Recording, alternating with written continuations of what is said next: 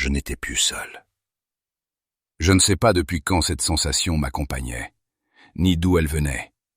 À Zeltania, les choses n'apparaissent pas. Elles sont déjà présentes. Je marchais. Et pourtant, quelque chose marchait avec moi. Même rythme, même silence.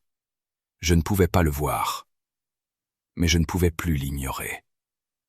Autour de moi, rien ne changeait. Et pourtant, quelque chose s'ajustait encore, comme si ma présence avait été intégrée. Je me suis arrêté, et cette fois, le monde ne s'est pas figé. Il a contourné, parfaitement, sans rupture, sans erreur. Alors j'ai compris. Je n'étais pas suivi. Je n'étais pas accompagné. J'étais inclus. Je ne sais pas pourquoi, mais j'ai parlé, à voix basse, sans savoir à qui. Le silence n'a pas répondu, mais il a changé, légèrement, comme une surface qui se tend. Alors une pensée m'a traversé, pas une idée, pas une déduction, une certitude. Je n'étais pas observé, pas vraiment, parce que ce qui regardait n'était pas extérieur.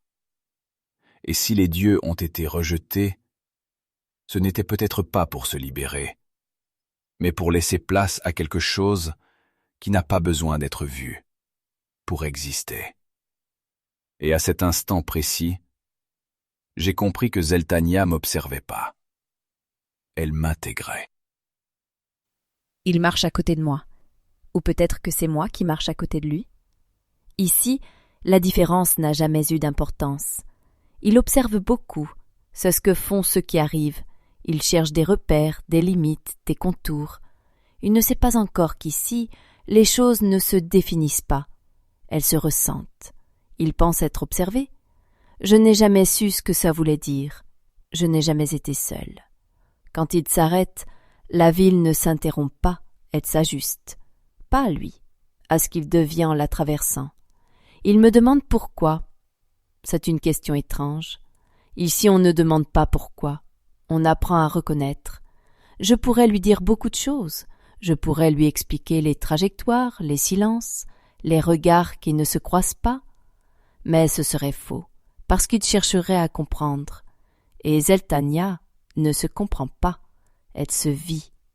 Alors je marche, à son rythme, ou au mien, et je le laisse s'approcher, comme tous les autres, sans jamais lui dire à quel point il est déjà à l'intérieur.